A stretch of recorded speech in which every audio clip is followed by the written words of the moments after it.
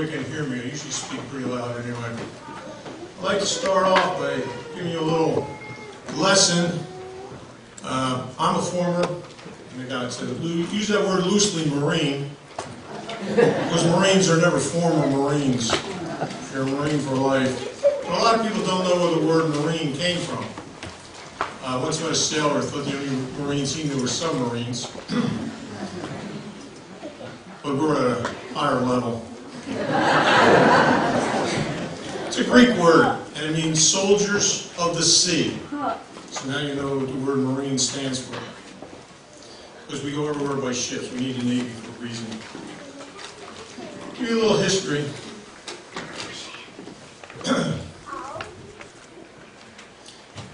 Back in time, as always in time, there started out to be some villages.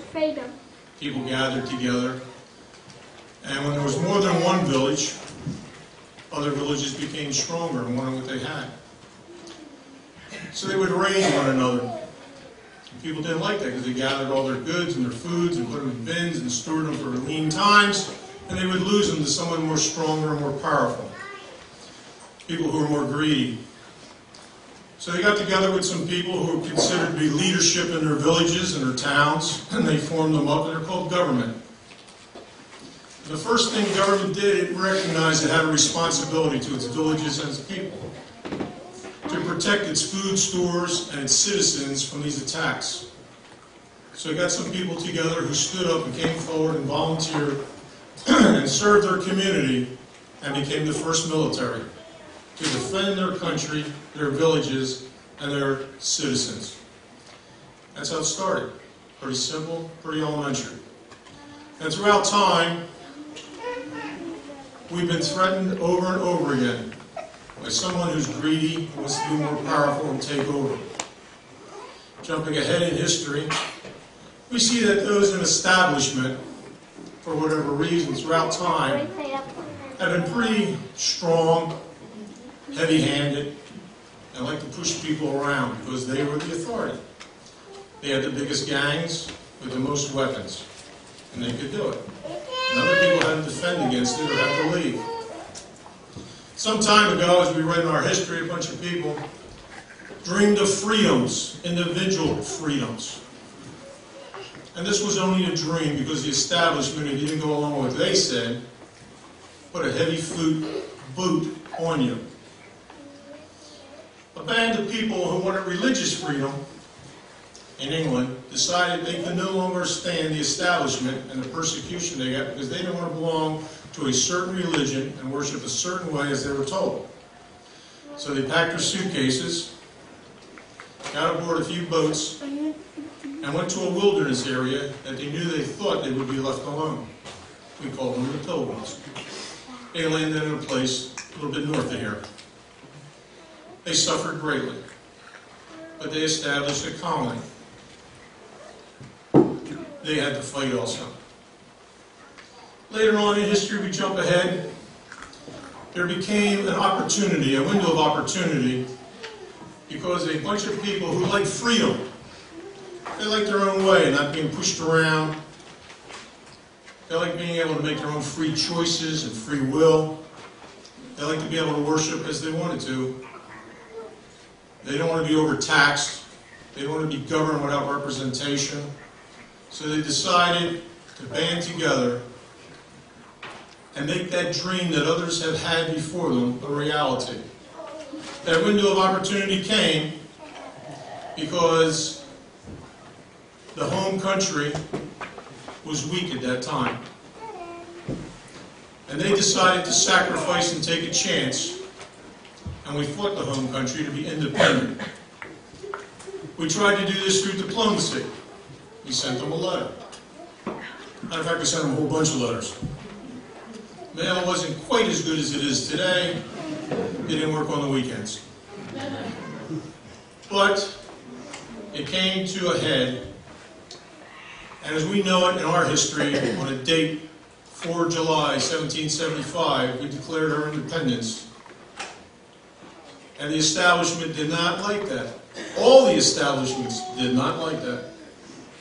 We rocked the boat in this country.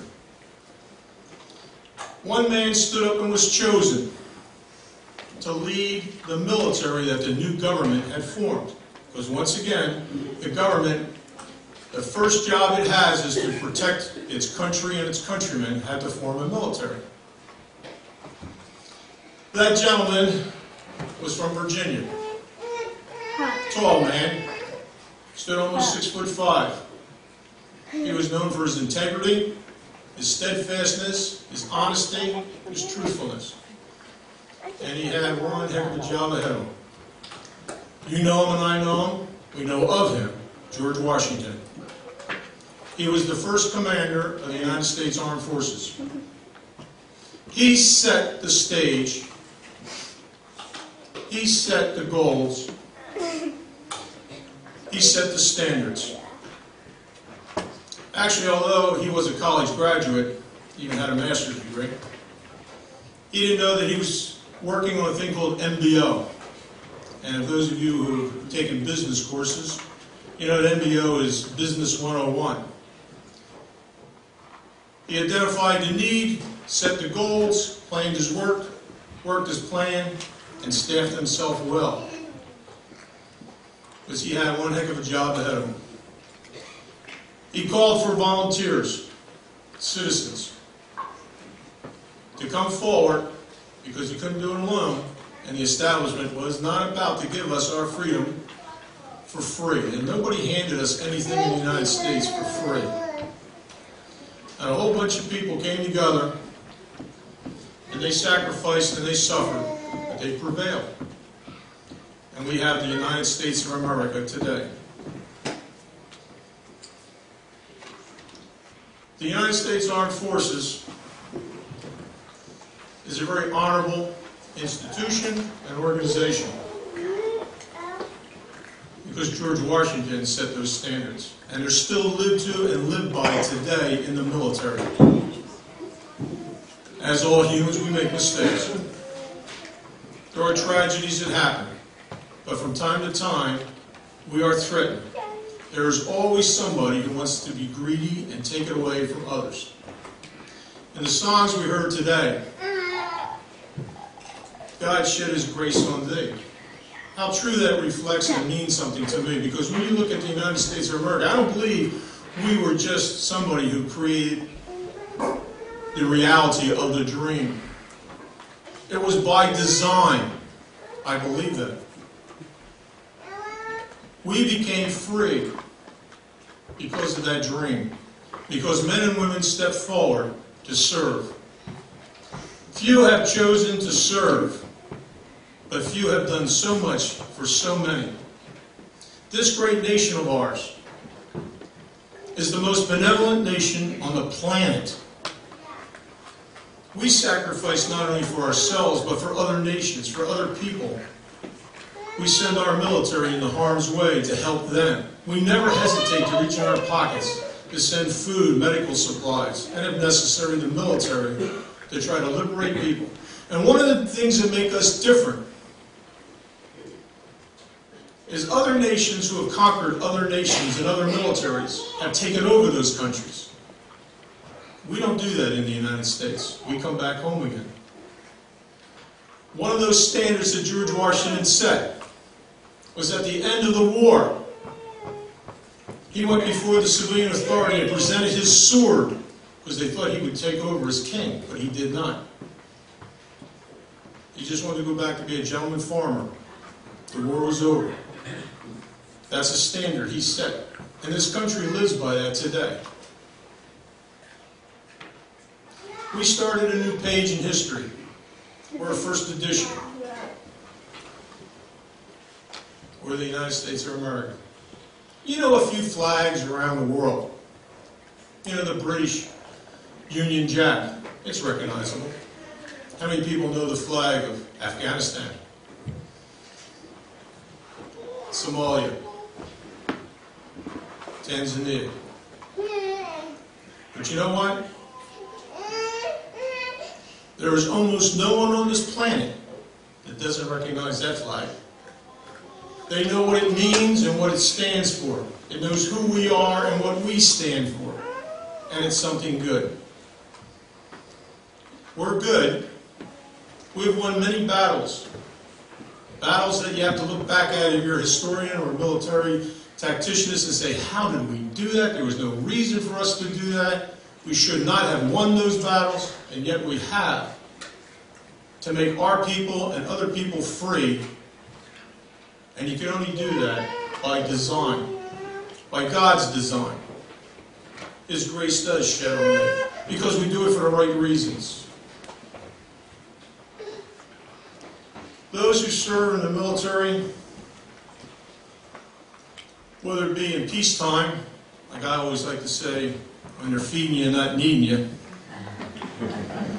and other times when you're on a fear scale, on a scale of 1 to 10 and you're 15, and you do your duty, you have to, you come home, a lot of us, and a lot of us didn't come home.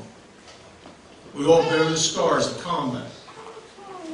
Some are on the outside of our bodies, you can see them. Some you'll see people with missing parts, limps, scars, burns. All of us come home with some scars on the inside. It's something you cannot leave behind. The scars of your missing friends. But you have a pride in the fact that you served. You go into the military for different reasons. You come home, most of you, for the same reason. It's home. You've done your job. You've done your duty. You prevail. Our neighbors and our friends are free. No one's pushing us around, because we were the United States military. We don't allow people to push us around. Like I said, we made the dream come true.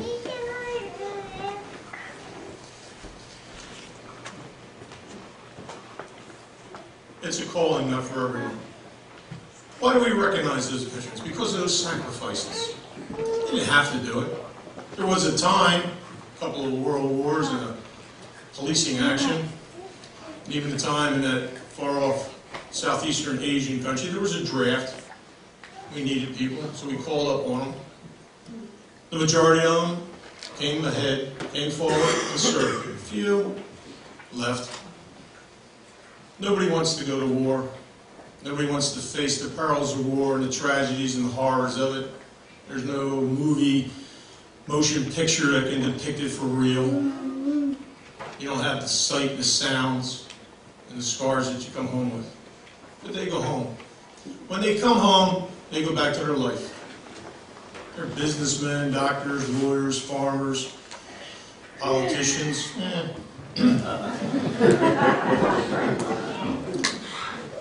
But they've done their duty to their fellow citizens. They didn't ask for awards and medals. They didn't ask for special accolades. They did their duty for you, for all of us, and for an entire world. We praise our veterans and their service to their country. There are other veterans of other countries who fight for freedom as well. Their countries, all of them, honor them. There's not one country that does not honor its veterans. They mean something. They're proud of the uniforms they wear. This country has always been God-fearing. It has always been a nation, one nation, under God. And to me, in the military, that was a shield. I never thought I would come home from some of the places I was in. I was convinced it wasn't going to happen. For some reason, he decided to let me come home and talk to you today, this morning. And I'm thankful for him. I'm thankful for that. I'm thankful for that service. I'd like to just take a moment out to be interactive. I don't know if you know everyone in your congregation who has served, but I'd like to call on them today, this morning, so you know who they are. If there's anyone here today who has served in the United States Army, would you stand up? Thank you for your service to your country.